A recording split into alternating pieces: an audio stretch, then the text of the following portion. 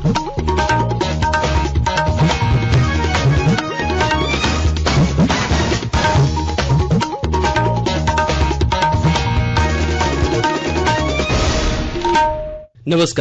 प्रादेशिक समाचार के साथ मैं चंदन कुमार कौंडिल्य। पहले मुख्य समाचार। रेलवे राज्य की मांगों के अनुरूप 24 घंटे के भीतर श्रमिक स्पेशल ट्रेन उपलब्ध कराएगी। राज्यों से उनकी आवश्यकता बताने को कहा। राज्य में अब तक 559 कोरोना संक्रमित मरीज स्वस्थ हुए, 849 सक्रिय मरीजों का इलाज जारी। केंद्र सरकार ने आगामी शैक्षणिक सत्र के लिए पाठ्यक्रम और शैक्षणिक घंटों को कम करने के अनुरोध पर शिक्षाविदों से मांगे सुझाव। और राज्य सरकार ने पश्चिमी सिंहभूम के नक्सल इलाकों में अभियान तेज करने का दिया निर्देश। अब समाचार विस्तार से। उच्चतम न्यायालय के निर्देश के बाद रेलवे राज्यों के मांगों के अनुरूप 24 घंटे के भीतर श्रमिक स्पेशल ट्रेन उपलब्ध कराना सुनिश्चित करेगी। रेल मंत्रालय ने राज्य सरकारों से श्रमिक स्पेशल रेलगाड़ियों को अपनी आवश्यकता बताने को कहा है। रेलवे बोर्ड के अध्यक्ष विनोद कुमार यादव ने कहा कि राज्य सरकारों की मांग पर रेलवे वांछित संख्या में श्रमिक स्पेशल रेलगाड़ियां उपलब्ध कराएगी। रेलवे ने यह भी आश्वासन दिया है कि भविष्य में किसी भी आवश्यकता के लिए अतिरिक्त श्रमिक स्पेशल रेलगाड़ियां भी उपलब्ध कराई जाएंगी। जैसा कि आपको मालूम है, उच्चतम न्यायालय ने कल केंद्र और राज्य सरकारों को 15 दिनों के भीतर सभी प्रवासी मजदूरों को उनके गृह राज्यों में भेजने का निर्देश दिया है। इस निर्देश के बाद रेलवे ने श्रमिकों को उनके गृह राज्य तक पहुंचाने के लिए राज्यों से श्रमिक स्पेशल ट्रेन की आवश्यकता बताने को कहा है। वहीं उच्चतम न्यायालय ने केंद्र और राज्य सरकारों को लॉकडाउन उल्लंघन मामले में मजदूरों पर दर्ज केस वापस लेने पर विचार करने का निर्देश दिया है। शीर्ष अदालत ने प्रवासी मजदूरों को 15 दिनों के अंदर उनके गृह राज्य भेजने के निर्देश देने संबंधी फैसले के दौरान कल यह बात कही। अदालत ने कहा कि केस वापस लेने के संबंध में राज्यों के पुलिस महानिदेशक और पुलिस आयुक्त जरूरी दिशा निर्देश जारी कर सकते हैं। अदालत ने मजदूरों के पुनर्वास के लिए उनके कौशल का विवरण तैयार करने के बाद रोजगार उपलब्ध कराने की योजनाएं बनाने का भी निर्देश दिया है। न्यायालय अब जुलाई में इस मामले की सुनवाई करेगा।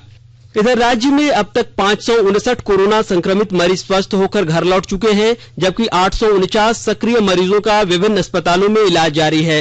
पिछले 24 घंटे में राज्य के 8 जिलों से 40 कोरोना संक्रमित मरीज स्वस्थ होकर घर वापस लौटे। इनमें हजारीबाग जिले में 10, खूंटी जिले में 2, कोडरमा जिले में 5, लोहरदगा जिले में 8, पाकुड़ के 2, पलामू और साहेबगंज जिले में 1-1 और सरायकेला खरसावां जिले में 2 कोरोना संक्रमित स्वस्थ होकर घर लौट चुके हैं। राज्य में अब तक 95,099 लोगों की जांच रिपोर्ट आ चुकी है, जिसमें से अब तक 1,416 पॉजिटिव और शेष 93,683 रिपोर्ट नेगेटिव आई है। इधर चतरा जिले में कोरोना संक्रमित मरीजों के मिलने का सिलसिला जारी है। जिले में कल 6 नए कोरोना पॉजिटिव मरीजों की पुष्टि हुई। प्रभावित इलाकों को कंटेनमेंट जोन घोषित कर सील कर दिया गया है। डीसी जितेंद्र कुमार सिंह के निर्देश पर प्रभावित गांवों में मेडिकल टीम को भेजकर संक्रमित मरीजों के ट्रैवल हिस्ट्री और उनके संपर्क में आए लोगों का सैंपल टेस्ट के लिए लिया जा रहा है। उपायुक्त जितेंद्र कुमार सिंह ने लोगों से सरकार के निर्देशों का अनुपालन करते हुए कोरोना संक्रमण से जंग में जिला प्रशासन को सहयोग करने की अपील की है। इधर जामताड़ा जिले में कोरोना वायरस संक्रमित मरीजों की बढ़ते मामले को देखते हुए जिला प्रशासन एवं स्वास्थ्य विभाग सभी आवश्यक कदम उठा रहा है। कोविड-19 अस्पतालों में बेड की संख्या बढ़ाई गई है। संक्रमितों के संपर्क में आए लोगों की पहचान एवं सैनिटाइजेशन का कार्य युद्ध स्तर पर किया जा रहा है। वहीं जिले में निषेधाज्ञा भी लागू कर दी गई है। कोरोना महामारी विशेषज्ञ डॉक्टर दुर्गेश झा ने बताया कि उदलबनी कोविड-19 अस्पताल में बेडों की संख्या बढ़ाकर 100 कर दी गई है। अब तक मिले 26 कोरोना संक्रमित मरीजों का इलाज किया जा रहा है। स्वास्थ्य और परिवार कल्याण मंत्रालय ने लोगों को सलाह दी है कि वे नोवल कोरोना वायरस से अपने को सुरक्षित रखने के लिए सभी बुनियादी एहतियात उपायों का पालन करें और सामाजिक दूरी बनाए रखें। प्रस्तुत है एक रिपोर्ट। सरकार ने कहा है कि आवश्यक वस्तुओं की पर्याप्त आपूर्ति जारी है और लोगों को चिंता करने की कोई जरूरत नहीं है। लोगों को सलाह दी जाती है कि वे आवश्यक वस्तुओं और चिकित्सा सामानों की खरीदारी करते समय धैर्य रखें और शांत रहें। आवश्यक वस्तुओं को खरीदने के लिए बार बार बाहर निकलने से बचें। साथ ही लोगों से हाथ मिलाने और गले लगने से भी बचना चाहिए। बाजार, मेडिकल स्टोर और अस्पतालों में लोग कम से कम 1 मीटर की दूरी बनाए रखें। घर पर गैर जरूरी सामाजिक समारोह से बचा जाना चाहिए और घर पर मेहमानों को नहीं बुलाना चाहिए। लोगों को अपनी आंख, नाक और मुंह छूने से बचना चाहिए और लगातार हाथ साफ करते रहना चाहिए। हाथ को दोनों तरफ से कम 20 सेकंड तक रगड़कर धोना चाहिए। यदि कोई व्यक्ति खांसी या बुखार से पीड़ित है तो वह दूसरों के संपर्क में आने से बचे और डॉक्टर से तुरंत परामर्श ले। स्वास्थ्य मंत्रालय ने कोरोना वायरस के बारे में जानकारी के लिए एक टोल फ्री नंबर 1075 जारी किया है। इधर राज्य सरकार की ओर से भी कई दिशा निर्देश जारी किए गए हैं। इस सिलसिले में सरकार ने हेल्पलाइन नंबर 181 जारी किया है। सरकार ने कहा है कि कोरोना वायरस से संदिग्ध तौर पर संक्रमित कोई व्यक्ति पाया जाता है तो इसकी सूचना 0651 जो रांची का कोड है और टेलीफोन नंबर 2261-000 तथा 2261-002 के अलावा फैक्स नंबर 2261-856 और मोबाइल नंबर 9955837428 पर दी जा सकती है। आकाशवाणी रांची भी आपसे अपील करता है कि कोविड-19 के संक्रमण से बचने और अन्य लोगों को सुरक्षित रखने के लिए कृपया घर पर ही रहें और सरकारी दिशा निर्देशों का पालन करें। आकाशवाणी के ताजा तरीन समाचारों के लिए आप हमारी वेबसाइट newsonair.com पर लॉग ऑन कर सकते हैं। ताजा समाचार ट्विटर @AIR न्यूज अलर्ट्स और Facebook page all India radio news पर भी उपलब्ध है। आप प्रादेशिक समाचार एकांश के ट्विटर अकाउंट @AIR news_रांची और Facebook page AIR news Ranchi के अलावा YouTube channel regional news unit Ranchi पर भी हमारे बुलेटिन सुन सकते हैं। प्रादेशिक समाचार आप आकाशवाणी रांची से सुन रहे हैं। केंद्र सरकार आगामी शैक्षणिक वर्ष के लिए पाठ्यक्रम और शैक्षणिक घंटों में कमी के विकल्प पर विचार कर रही है। मानव संसाधन विकास मंत्री रमेश पोखरियाल निशंक ने कहा है कि सरकार को कोरोना महामारी के कारण मौजूदा परिस्थितियों को देखते हुए माता पिता और शिक्षकों से बहुत सारे अनुरोध मिले हैं।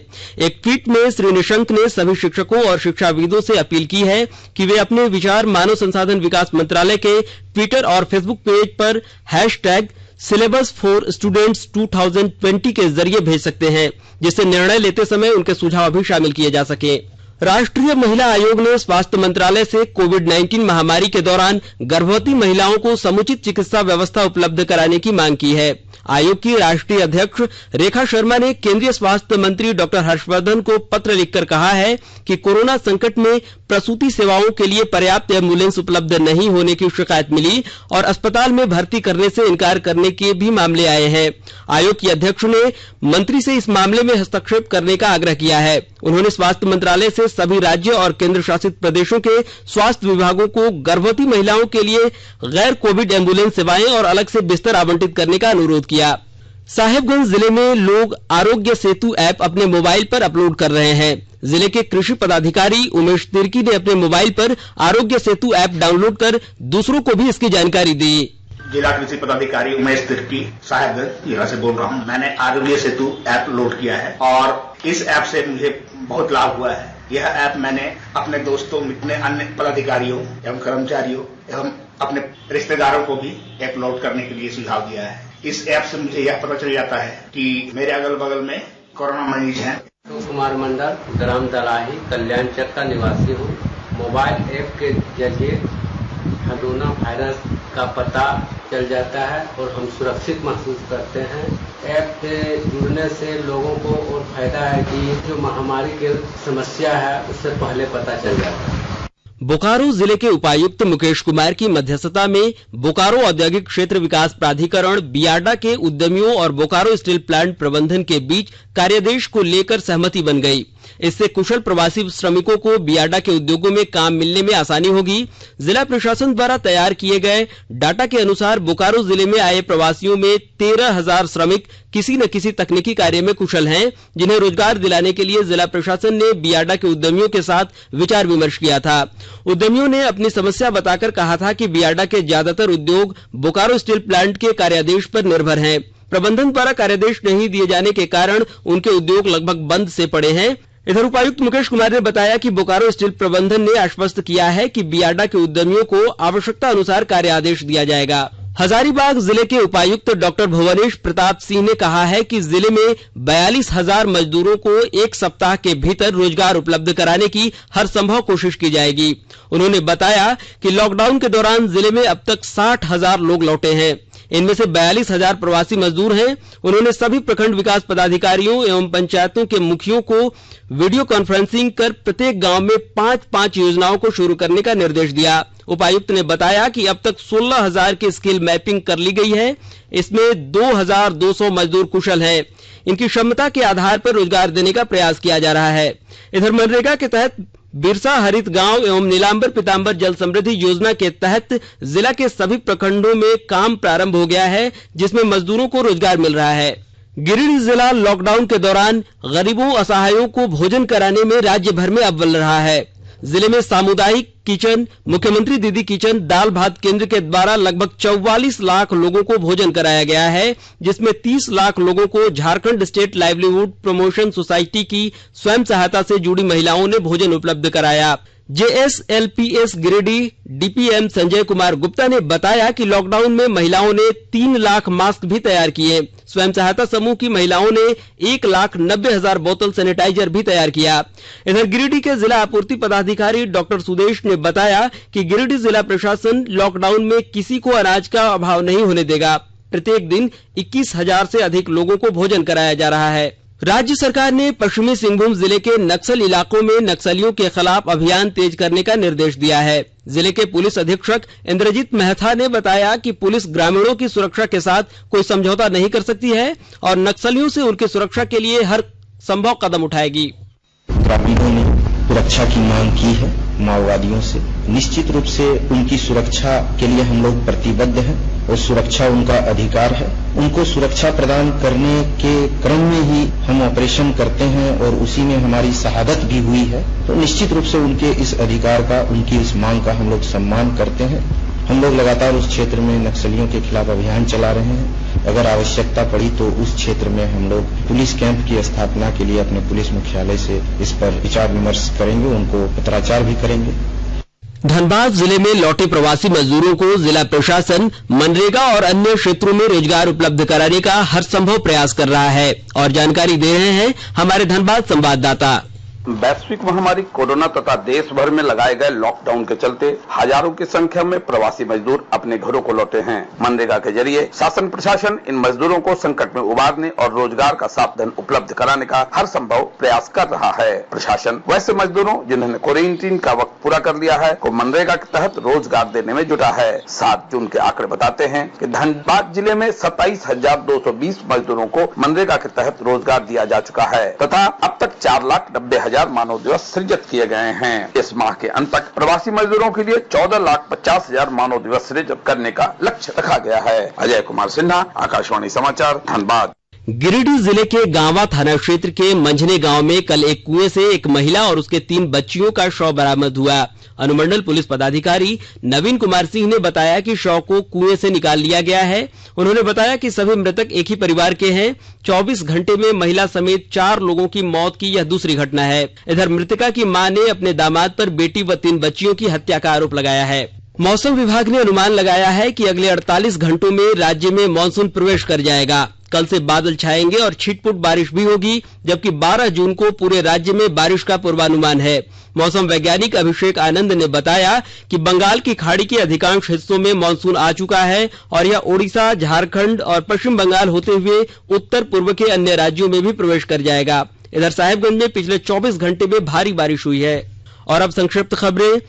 पश्चिमी सिंहभूम जिले में कल रात कोरोना संक्रमण के 10 नए मामलों की पुष्टि हुई। ये सभी दूसरे राज्यों से आए थे।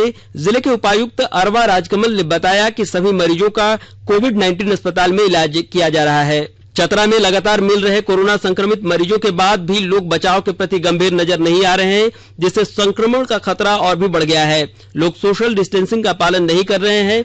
सिमरिया प्रखंड में कोरोना पॉजिटिव मरीज की पुष्टि के बाद विभिन्न जगहों पर लगने वाले साप्ताहिक हाट में लोगों की भीड़ उमड़ रही है। और अब अंत में मुख्य समाचार एक बार फिर।